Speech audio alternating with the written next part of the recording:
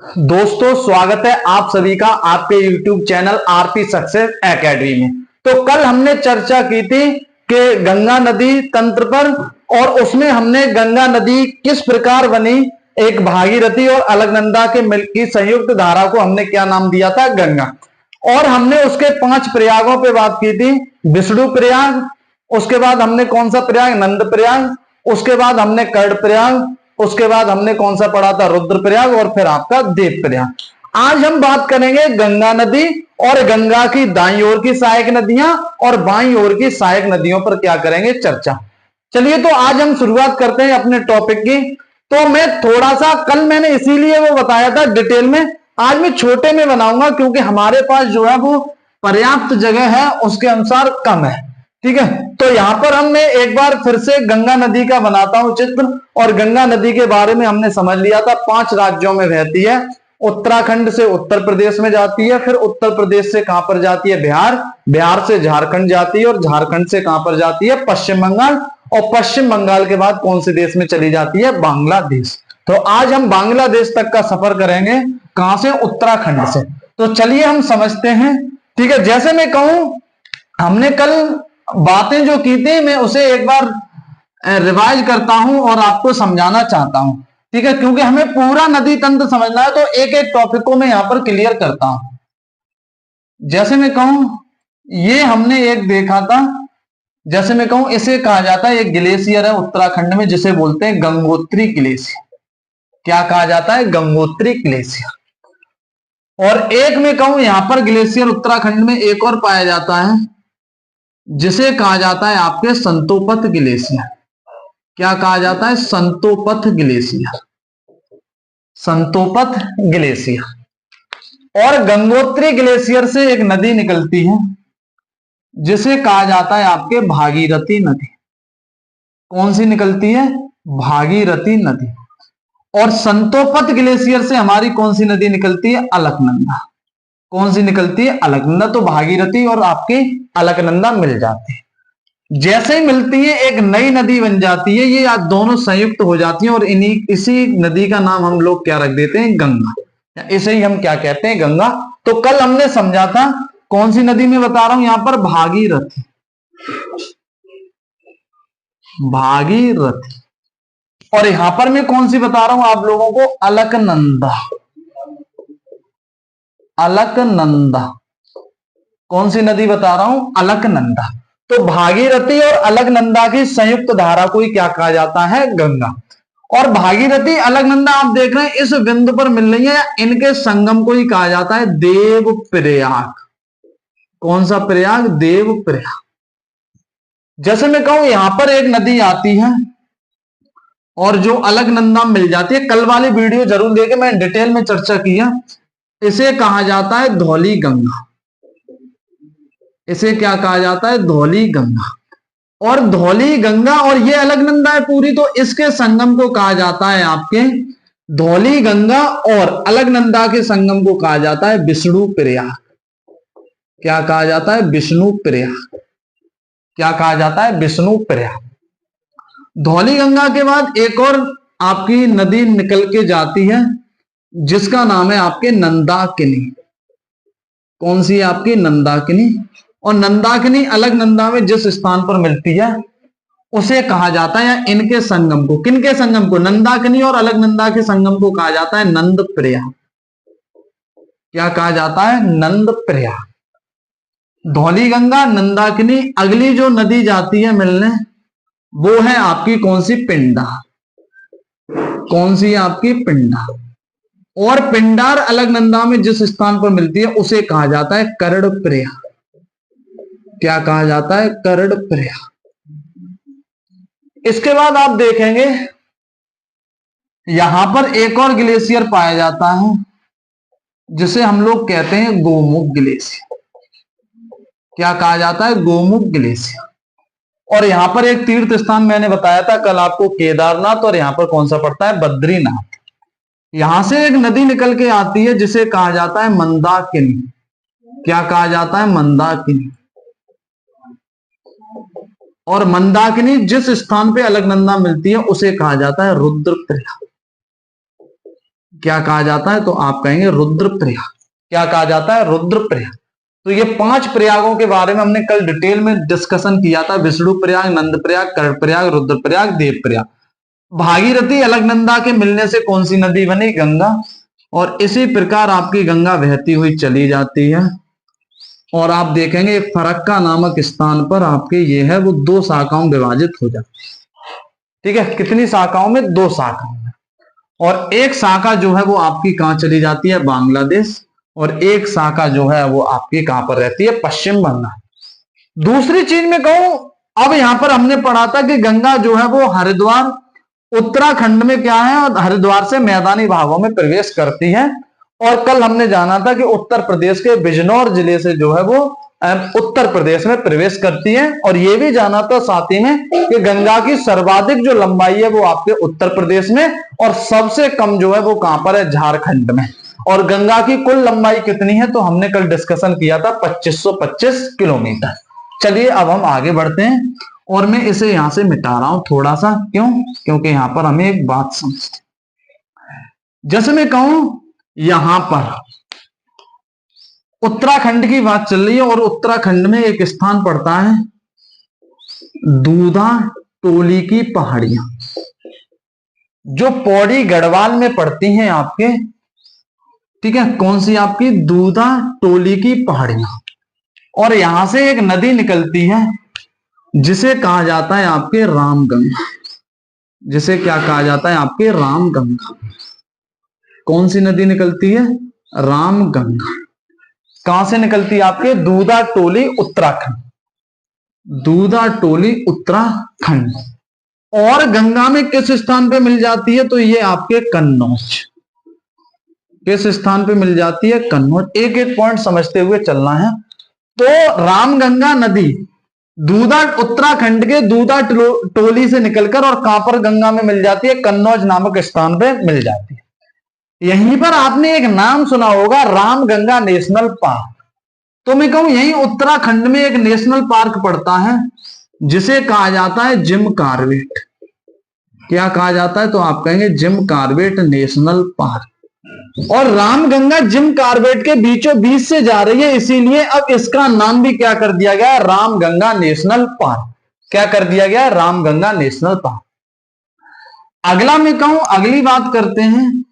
जैसे मैं कहूं अगली नदी जो मिलती है, ये किस ओर की सहायक नदियां चल रही हैं? आप लोग आसानी से पता कर सकते हैं कि गंगा जब इधर की ओर मुंह करके बह रही है तो इधर जो हाथ पड़ेगा हमारा, इधर मुंह करेंगे तो बायां, तो ये बाईं ओर की सहायक नदियां पड़ रही। अगला आप देखेंगे एक झील है जिसका नाम है पुलहर झील, और ये कहां पर पड़ती है? पीलीभीत। पुलहर झील कहां पर पड़ती है? पीलीभीत। और पुलहर झील से एक नदी निकलती है और उस नदी का नाम है आपके कौन सी? गोमती। कौन सी नदी निकलती है? गोमती। पुलहर झील से कौन सी नदी निकलती है? तो आप कहेंगे गोमती। कौन सी नदी निकलती है? गोमती।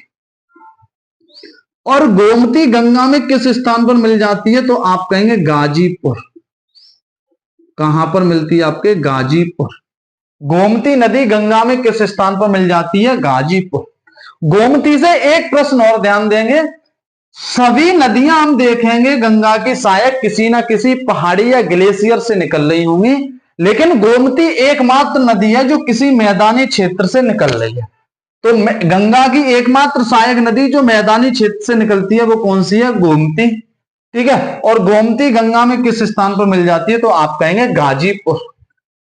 ठीक है, अगली मैं बात करूं, अगला हम जो टॉपिक अब पहुंचेंगे, जो उद्गम होगा वो आपके नेपाल से चलेगा। कहां से चलेगा? नेपाल वगैरह से। जैसे मैं कहूं एक ग्लेशियर का नाम आप देखेंगे और डिटेल में समझना है, और जिस नदी के बारे में बताना चाह रहा हूं बहुत कंफ्यूजन में आप भी रहेंगे उसमें, लेकिन आज आपका कंफ्यूजन खत्म हो जाएगा। जैसे मैं कहूं एक आपका ग्लेशियर पड़ता है जिसे कहा जाता है मिलाप ग्लेशियर। क्या कहा जाता है? मिलाप ग्लेशियर। और मिलाप ग्लेशियर से एक नदी निकलती है जिसे कहा जाता है शारदा। क्या कहा जाता है? शारदा। मिलाप ग्लेशियर से कौन सी नदी निकलती है? शारदा। और इसी शारदा को नेपाल में गौरी गंगा के नाम से जाना जाता है। इसे ही शारदा को नेपाल में किस नाम से जाना जाता है? गौरी गंगा। अगला ग्लेशियर कहेंगे हम तो एक और ग्लेशियर पड़ता है जिसे हम लोग कहते हैं मापचा चुंग ग्लेशियर। मापचा चुंग ग्लेशियर। और इससे एक नदी निकलती है जिसे कहा जाता है घाघरा। और इसे ही नेपाल में क्या कहा जाता है? कर्णाली। कौन सी निकलती है? घाघरा। घाघरा, घग्गर मत समझ लेना, घग्गर आपकी एक अलग नदी है। घाघरा कहां से निकलते हैं? मापचा चुंग ग्लेशियर से। और आप देख रहे हैं इसी प्रकार बहती हुई चली जाती है कौन सी? घाघरा। कौन सी? आपकी घाघरा। और इसी घाघरा में आप देख रहे हैं कौन सी नदी मिल रही है? तो आप कह रहे होंगे शारदा। और शारदा नदी कहां पर मिलती है? तो ये मिलती है बहराइच जिला। बहराइच जिला, बहराइच जिला। और ये कहां पड़ता है? यूपी। कहां पर पड़ता है? यूपी। ध्यान देना है कि बहराइच जिले में शारदा नदी किसमें मिल जाती है? घाघरा में। और यहीं से इस प्रकार घाघरा बहती हुई आती है। और ये नदी कौन सी है आपकी? घाघरा। कौन सी नदी है? घाघरा। और घाघरा गंगा में किस स्थान पर मिल जाती है? तो आप कहेंगे छपरा। छपरा जिला। लेकिन छपरा जिला कहां पड़ता है आपका? बिहार। कहां पड़ता है? बिहार। देखो थोड़ी सी क्रॉस आपकी बहती है, जैसे नेपाल उत्तर प्रदेश होते हुए ये नदी कहां पर आती है? बिहार में। तो ये शारदा जब घाघरा में मिलती है तो ये उत्तर प्रदेश के बहराइच जिले में मिल जाती है। और घाघरा अगर मैं कहूं आपके गंगा में कहां पर मिलती है? छपरा जिला। और कहां पर पड़ता है? आपके बिहार। एक बार आप मुझे बताएं, ये बात समझ में आई आप लोगों के? यहां अगर मैं पूछूं शारदा जो नदी है वो आपकी घाघरा में किस स्थान पर मिलती है? तो बहराइच जिला में। अगली नदी आप देखेंगे, अगली नदी आपको ऐसे ही ध्यान रख लेनी है, जिसके बारे में कहूं मैं, जिसे कहा जाता है गंडक। कौन सी नदी? गंडक। और गंडक भी कहां से निकलती है? आपके नेपाल। गंडक भी कहां से निकलती है? नेपाल। और गंडक जो गंगा में मिलती है उस स्थान को कहा जाता है हाजीपुर। हाजीपुर। ये बिहार के जिले चल रहे हैं, छपरा, हाजीपुर। यहां तक आपका क्या है? उत्तर प्रदेश। इसके बाद बिहार शुरू, हाजीपुर। या एक नाम और एग्जाम में देख सकते हैं आप, सोनपुर। क्या देख सकते हैं? सोनपुर। ठीक है। तो घाघरा, गंडक। अगली जो महत्वपूर्ण नदी है जिसे कहा जाता है, ठीक है, जिसे आपके कहा जाता है कोसी। और कोसी आप देखेंगे नेपाल के गोसाईनाथ, सॉरी गोसाईनाथ। कहां से? गोसाईनाथ पर्वत से निकलती है। लेकिन दूसरी बात ध्यान रखनी है, कोसी को कहा जाता है आपके सप्तकोसी। क्या कहा जाता है? सप्तकोसी। तो ये 7 जलधाराओं से मिलकर बनी है। इसमें प्रमुख जो जलधारा है वो कौन सी है आपकी? अरुण। जो गोसाईनाथ पर्वत से निकलती है वो अरुण जलधारा निकलती है। या कोसी की मुख्य जो जलधारा है वो अरुण नदी है। ठीक है। और 7 नदियों से मिलकर बनी है आपकी कोसी, या 7 छोटी छोटी जलधाराओं से मिलकर बनी है। इसीलिए कोसी को क्या कहा जाता है? सप्तकोसी। या इसे आप कहते होंगे, सुना होगा, बहुत पढ़ा होगा, इसे बिहार का शोक भी कहा जाता है। क्या कहा जाता है? बिहार का शोक।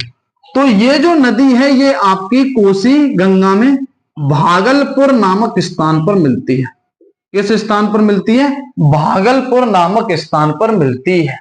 ठीक है। कहां से निकलती है? गोसाईनाथ। एग्जाम में ये। लेकिन मैं कहूं मुख्य धारा, कितनी जलधाराओं से कोसी मिलकर बनी है? 7। और मुख्य जलधारा कौन सी है? अरुण नदी। ठीक है। तो कोसी किस स्थान पर गंगा में मिल जाती है? तो आप लोग कहेंगे भागलपुर, बिहार में मिल जाती है। आगे बढ़ते हैं। ठीक है। अगला मैं कहूं कि अगली नदी आप देखेंगे बाईं ओर की, तो एक आपकी पहाड़ियां पड़ती हैं जिन्हें हम कहेंगे दार्जिलिंग की पहाड़ी। दार्जिलिंग की पहाड़ियां। और दार्जिलिंग की पहाड़ियों से एक नदी निकलकर आती है जिसे कहा जाता है महानंदा। जिसे क्या कहा जाता है? महानंदा। जिसे क्या कहा जाता है? महानंदा। और ये आपके मालदा या फरक्का नामक स्थान पर किस में मिल जाती है? गंगा। यहीं पर आपका क्या है? तो यहीं पर आपका है फरक्का बैराज। क्या है आपका? Farakka barrage. Farakka barrage. Farakka barrage. और यहीं से जो है वो गंगा 2 शाखाओं में बट जाती है। एक शाखा बांग्लादेश में चली जाती है जिसे कहा जाता है पद्मा। फरक्का बैराज को बनाने का कारण भी ये है। और ये जो एक नदी आ रही है इसे ही कहा जाता है हुगली, या इसे कहा जाता है भागीरथी हुगली। क्या कहा जाता है? भागीरथी हुगली। इसे ही क्या कहा जाता है? भागीरथी हुगली। तो आप यहां पर देखेंगे इसमें जो है पानी भागीरथी हुगली में कम आता था, इसीलिए यहां पर बैराज बनाकर जो है पानी को अधिक जो है वो हुगली नदी में लाया जाता है। ठीक है, ये थी हमारी बाईं ओर की सहायक नदियां। ठीक है, कौन कौन सी? रामगंगा, कहां से? दूधा टोली श्रेणी से, और कन्नौज नामक स्थान पर गंगा में मिल जाती है। गोमती पुलहर झील से निकलकर गाजीपुर नामक स्थान पर मिल जाती है। अब आपने सब नदियां देख ली ये वाले, कि कोई आप देख रहे हैं दूधा टोली श्रेणी से, मिलाप ग्लेशियर से, कोई आपके गोसाईनाथ पर्वत से, कोई दार्जिलिंग, लेकिन ये एकमात्र जो है वो झील से निकल रही है। इसीलिए यहां से प्रश्न पूछा जाता है कि गंगा की एकमात्र सहायक नदी जो मैदानी क्षेत्र से निकलती है तो वो कौन सी है? आपकी गोमती। कौन सी है? आपकी गोमती। और गाजीपुर नामक स्थान पर। यहां पर उत्तर प्रदेश खत्म, अब गंगा किस में पहुंच गई? बिहार। बिहार में आप देखेंगे पहली घाघरा आती है तो शारदा नदी जो है वो घाघरा में मिलती है, और कहां से निकलती है? मिलाप ग्लेशियर। मिलाप ग्लेशियर से निकलती है। और घाघरा, इसे नेपाल में आप देखेंगे करनाली। क्या कहा जाता है? तो आप कहेंगे करनाली भी कहा जाता है, या किताबों में या एग्जाम में आप देखेंगे करनाली। ठीक है ये घाघरे। ठीक है, तो घाघरा आती है और किस स्थान पर मिल जाती है? छपरा। लेकिन शारदा और घाघरा कहां पर मिलती हैं एक दूसरे से? बहराइच जिले, ये उत्तर प्रदेश। लेकिन छपरा कहां पड़ता है? आपका बिहार। अब बिहार में उसके बाद गंडक। गंडक कहां से आपके कहां पर जाके मिलती है? हाजीपुर, सोनपुर, ये भी नेपाल से निकलती है। कोसी नदी जो आप देखेंगे तो ये आपकी गोसाईनाथ पर्वत, ये भी कहां से? आपके नेपाल। ये सारी कंडीशन मैंने जो आपको बताई है इतनी, ये जो आपके मिलने वाले हैं ये सारे के सारे आपके कहां पे? नेपाल वाली स्थिति। ठीक है, कुछ इसमें आप देखेंगे तो नेपाल पार की भी है। ठीक है, तो ये आपकी कौन सी है? कोसी और भागलपुर नामक स्थान। इसे बिहार का क्या कहा जाता है? शोक। सर्वाधिक मार्ग परिवर्तन के लिए कौन सी नदी जानी जाती है? कोसी। 7 जलधाराओं से मिलकर बनी है, छोटी छोटी, इसीलिए इसे क्या कहा जाता है? सप्तकोसी। सबसे प्रमुख जो इसकी जलधारा है वो कौन सी है? आपकी अरुण नदी। आपने एक पॉइंट और सुना होगा या एग्जाम में पूछा भी गया है कि अरुण हाइड्रो परियोजना जो है वो किन 2 देशों के मध्य है? तो भारत और नेपाल। किसके मध्य? आपके भारत और नेपाल। दार्जिलिंग की पहाड़ियों से महानंदा और आपके मालदा, या यहीं पर फरक्का पड़ता है थोड़ा सा आगे, तो यहां पर फरक्का, और इसे बैराज है एक जो कि इसे जल को क्या करता है? पद्मा में जल अधिक जाता है, उसे हुगली में अधिक जाता है। अब ये हुई हमारी बाईं ओर की सहायक नदियां, रामगंगा, गोमती, घाघरा, गंडक, कोसी, महानंदा। अगली हम पढ़ते हैं, ये बाईं ओर हुई। अब इधर देखेंगे तो दायां हाथ पड़ता है, तो इधर हम पढ़ेंगे अब दाईं ओर की सहायक नदियां। तो फिर हम शुरुआत करते हैं और समझते हैं। मैं कहूं फिर से हमें उत्तराखंड में जाना होगा, और उत्तराखंड में एक ग्लेशियर पड़ता है जिसे कहा जाता है यमुनोत्री ग्लेशियर। और यह यमुनोत्री ग्लेशियर पर ही एक और ग्लेशियर जिसे कहा जाता है बंदरपूंछ ग्लेशियर। तो दोनों बातें एग्जाम में पूछी गई हैं, यमुनोत्री ग्लेशियर या बंदरपूंछ ग्लेशियर। और यहां से एक नदी निकलती है, अब आप शायद समझे गए होंगे कौन सी? यमुना नदी। और चापाकार में बहते हुए आती हुई और कन्नौज से आगे किस में मिल जाती है? गंगा में। किस में मिल जाती है? ये कौन सी नदी चल रही है हमारी? यमुना। यमुना कहां पर मिल जाती है? जाके कन्नौज से आगे किस में मिलती है? गंगा में मिलती है। और इस स्थान को क्या कहा जाता है? प्रयागराज। क्या कहा जाता है? प्रयागराज। ठीक है, गंगा और यमुना के संगम को क्या कहा जाता है? प्रयागराज। ठीक है, और सबसे बड़ा जो है यही आपका प्रयाग है, या प्रयागों का प्रयाग किसे कहा जाता है? प्रयागराज। ठीक है, तो ये अब बाईं ओर की सहायक नदी हो गई। ठीक है, अगली ओर बढ़ते हैं और थोड़ा सा आगे और समझते हैं। जैसे मैं कहूं ये छपरा से मैं यहां बिहार हटा रहा हूं क्योंकि यहां पर एक नदी आकर मिलेगी। मैं कहूं एक आप देखेंगे यहां पर अमरकंटक की पहाड़ियां, इन पर भी हम चर्चा करेंगे। अगला जो टॉपिक होगा वो पहाड़ियों वगैरह से ही होगा, जब नदियां खत्म हो जाएंगी तब हम समझेंगे। ठीक है, तो अमरकंटक से निकलकर उत्तर की ओर बहने वाली गंगा की एकमात्र सहायक नदी, जिसका नाम क्या है? सोन। कौन सी नदी है आपकी? सोन। और ये किस स्थान पर मिल जाती है गंगा में? तो ये मिलती है आपके पटना नामक स्थान पर। कहां पर मिल जाती है? पटना नामक स्थान पर जो है वो सोन किस में मिल जाती है? गंगा में। कहां से निकला? अमरकंटक। ये उत्तर की ओर ही तो बह रही है, क्योंकि ऊपर क्या पड़ता है आपका? उत्तर। तो उत्तर की ओर बहने वाली एकमात्र गंगा की सहायक नदी। अगली में बात करूं, अगली में कहूंगा यहीं पर आपके, मैं इसे थोड़ा सा आगे बढ़ा रहा हूं क्योंकि यहां से हमें एक और सहायक नदी समझनी है। जैसे मैं कहूं ये आपकी कौन सी आ गई? भागीरथी हो गई। भागीरथी हो गई। ये कौन सी आ गई? भागीरथी हो गई। कौन सी नदी है ये? भागीरथी हुगली। या केवल किताबों में आप हुगली देखेंगे। अब हम बात करते हैं झारखंड। झारखंड में एक पठार पड़ता है जिसे कहा जाता है छोटा नागपुर का पठार। छोटा नागपुर का पठार क्या कहा जाता है? छोटा नागपुर का पठार। यहां से आप कहेंगे तो एक नदी निकलती है जिसका नाम है क्या? पुनपुन। कौन सी नदी निकलती है? पुनपुन। कौन सी नदी निकलती है? पुनपुन। और जो जाके किस में मिल जाती है? गंगा। यही छोटा नागपुर के पठार से एक और नदी निकलती है और जो हुगली में जाके मिलती है जिसे कहा जाता है दामोदर। जिसे क्या कहा जाता है? दामोदर। तो दामोदर नदी छोटा नागपुर के पठार से निकलकर किस में मिल जाती है? आपके भागीरथी हुगली में। ठीक है, इसी दामोदर को कहा जाता है बंगाल का शोक। क्या कहा जाता है? बंगाल का शोक। और इसे कहा जाता है आपके बिहार का शोक। BH मतलब बिहार का शोक। क्या कहा जाता है? बिहार का शोक। दूसरी बात हम समझेंगे यहां से, तो ये क्या हो गई आपकी दाईं ओर की सहायक नदियां? यमुना, सोन, पुनपुन। हुगली की कौन सी? दामोदर जो नदी है वो किसकी सहायक नदी है? हुगली की सहायक नदी है। दूसरी हम एक और बात समझेंगे यहां से, जैसे मैं कहूं यहां पर एक नदी है या यहां पर एक आप देखेंगे पहाड़ियां पड़ती हैं जिन्हें कहा जाता है आपके जनापाव की पहाड़ी। जनापाव की पहाड़ी। और यहां से एक नदी निकलकर आती है जिसका नाम आपने सुना होगा चंबल। कौन सी नदी निकल के आती है जिसका नाम आपने सुना होगा? चंबल। और चंबल यमुना में किस स्थान पर मिल जाती है? तो ये मिल जाती है इटावा। किस स्थान पर मिल जाती है? इटावा। किस स्थान पर मिल जाती है? इटावा। अगली नदी की मैं बात करूं तो अगली आप देखेंगे,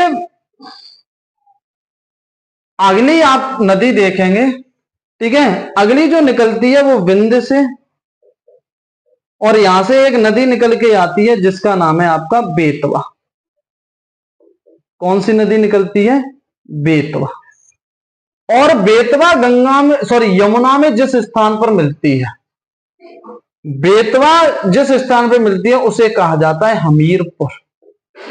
किस स्थान पर मिल जाती है? हमीरपुर। इसी प्रकार एक और नदी यहां से एक और आप देखेंगे कैमूर की पहाड़ियां।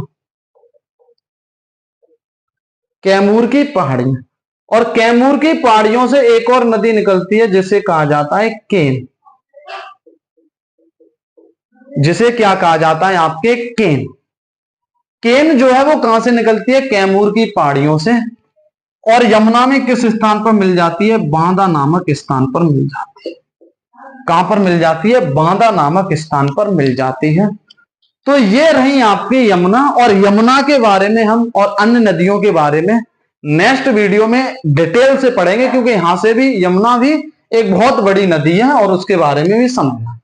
तो एक बार आप मुझे बताएं ये बातें समझ में आई आप लोगों के या नहीं? यमुनोत्री बंदरपूछ ग्लेरियस से कौन सी नदी निकलती है? यमुना। और प्रयागराज में मिल जाती है। चंबल, बेतवा, कैन ये किसकी सहायक नदियां? यमुना। गंगा की सबसे आपकी सहायक नदी कौन सी है? वहीं दाईं ओर की यमुना। अगली में बात करूं यहां से दूसरी चीज समझेंगे तो सोन अमरकंटक से निकलकर उत्तर की ओर बहने वाली एकमात्र नदी कहां पर मिलती है? पटना। छोटा नागपुर से आपकी निकलती है कौन सी? पुनपुन। और छोटा नागपुर से एक और नदी निकलती है आपकी, जिसका नाम क्या है? दामोदर। कौन सी नदी है आपकी? दामोदर। अगली में बात करूं, रामगंगा नेशनल पार्क क्यों नाम पड़ा? क्योंकि बीच में से, जिम कार्बेट के बीच में से कौन सी नदी निकलती है? रामगंगा। तो ये थी हमारी जो चर्चा थी, वो किस पर थी? आपके गंगा नदी तंत्र। तो कल की वीडियो में और आज की वीडियो में हमने गंगा नदी तंत्र को कंप्लीट किया है। तो मैं यकीन करता हूं, या मेरा ऐसा मानना है, मुझे लगता है कि आपको अच्छी तरह से समझ में आया होगा। अगर नहीं समझ में आया हो तो आप मुझे कमेंट करके जरूर बताएं, ताकि मैं समझाने के तरीके में और भी सुधार कर सकूं। और नेक्स्ट वीडियो में एक बेहतरीन क्लास के साथ और एक बेहतरीन नदियों के साथ, यमुना और उसकी सहायक नदियों के साथ मिलते हैं। आज के लिए केवल इतना ही रखते हैं, तब तक के लिए धन्यवाद।